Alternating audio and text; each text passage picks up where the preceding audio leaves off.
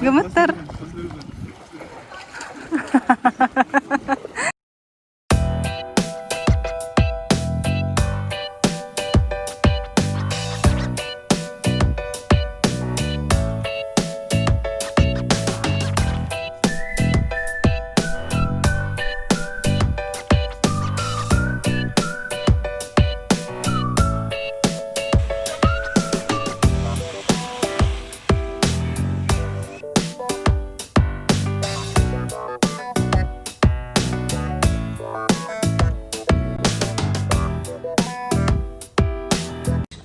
Halo, assalamualaikum.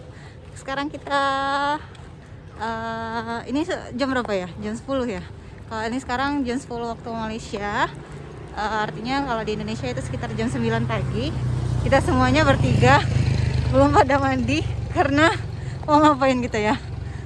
Karena kita mau ngajakin Safia untuk berenang di salah satu kondo di Datuk Kramat. Nah, ini kita bentar lagi kita nyampe ke kondo Chimes.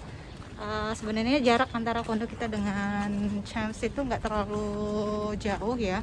Cuman kita mesti pusing, mesti putar balik karena nggak ada pintu di belakang kondo kita itu nggak ada pintu yang direct langsung ke Chimes gitu. Makanya kita harus pusing, pusing lewat dari gerbang depan. Nah ini udah ada. Ini udah nyampe di Chimes, kondonya Bos Dial.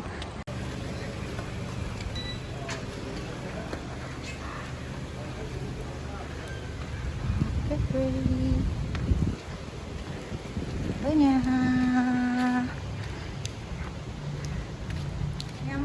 udah nyampe di kondo Chimes dan tadi dia mau buka ininya gate ke kondonya, ke apartemennya ya.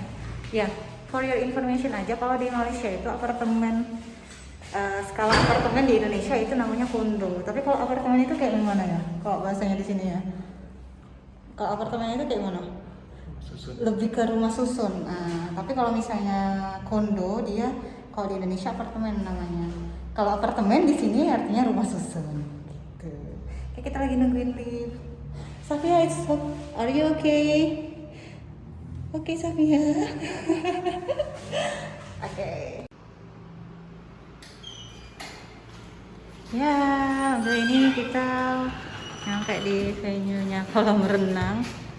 Iya, ada. Oh, di sini ada.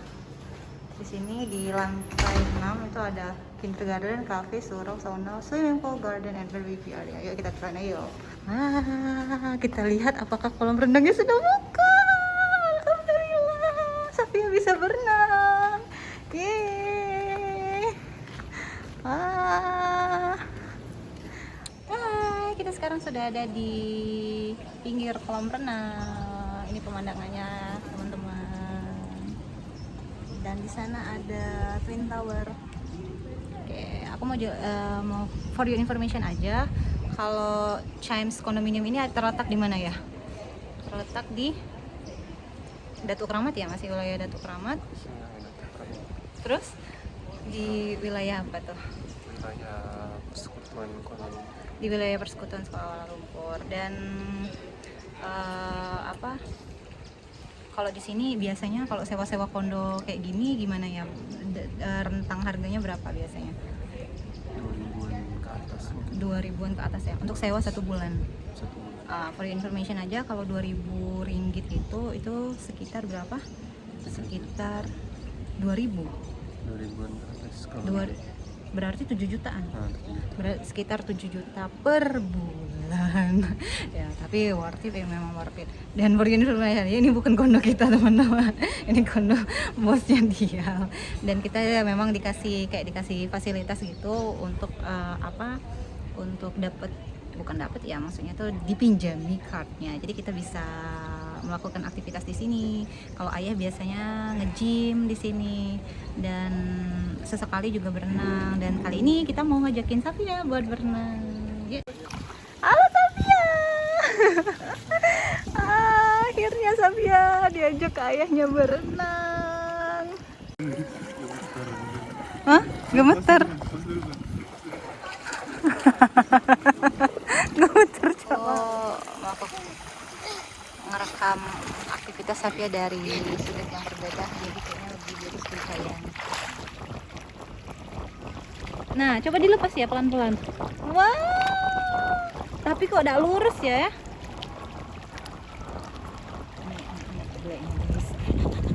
Sumpah gue norak banget sih.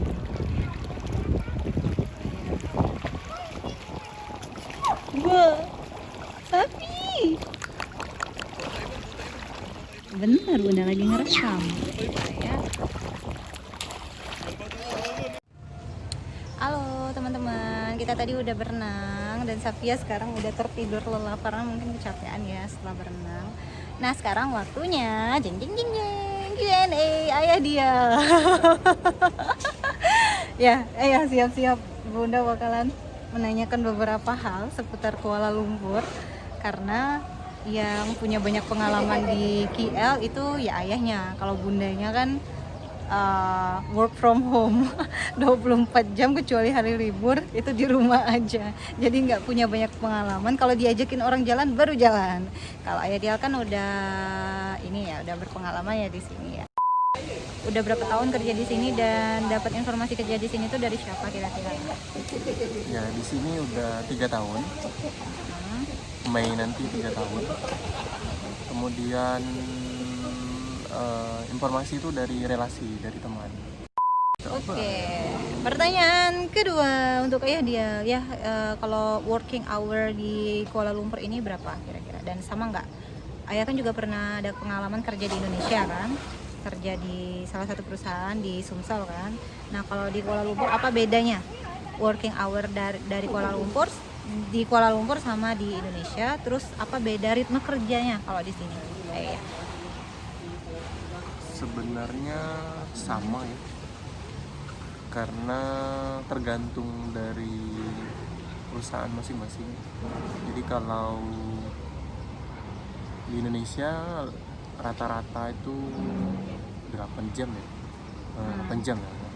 Kalau di sini itu kalau saya hampir 9 jam ya, dari 8.45 sampai 5.45, 9 jam ya. 9 atau 10 tuh? 9. Artinya kalau di Kuala Lumpur jam kerjanya lebih tergantung dari perusahaan. Sama seperti di Indonesia juga tergantung dari perusahaan, kebijakan masing-masing perusahaan. Karena kita kan swasta. Oke, pertanyaan yang ketiga buat ayah dia. Ya kira-kira kalau kerjanya di Kuala Lumpur, ini sebagai informasi aja bagi teman-teman yang punya rencana ya, yang mau kerja di Kuala Lumpur, kira-kira susah nggak sih, sulit nggak sih kerja di Kuala Lumpur? Pada dasarnya sama antara di Kuala Lumpur dengan di Indonesia ya, khususnya di Indonesia lah ya. Yang mungkin yang perlu penyesuaian itu bahasa ya, walaupun sama rumpun tapi ada part-part tertentu yang kadang ambigu ya, kadang nggak nyambung dengan betul. Kemudian kalau untuk yang pas awal-awal mungkin agak terkendala di bahasa ya, mungkin ya. Kadang maknanya lain gitu. Iya betul. Karena kita kalau di Kuala Lumpur ini sama kosakatanya tetapi beda makna kayak gitu. Sebagai contoh kayak kemarin itu kalau definisi di Kuala Lumpur ini artinya kalau kemarin lebih ke 2 hari yang lalu. Kalau semalam itu kemarin. Kalau kemarinnya Indonesia itu semalam di Kuala Lumpur gitu. Lebih kendala ke bahasa ya. Itu pertama. Terus yang kedua apa ya? Kedua, susahnya di sini mungkin karena bahasa Inggris lebih ke sana sih, karena di sini lebih natif ya, orang di sini lebih aware dan jadi mual bahasa Inggris itu. Oke guys, terima kasih banyak udah ngikutin vlog kita sampai selesai. Hari ini di tanggal 2 Januari 2021, mari kita memulai hidup yang baru, lebih bermakna lagi, lebih bermanfaat lagi yang pastinya. Terus kita melakukan aktivitas-aktivitas yang positif aja.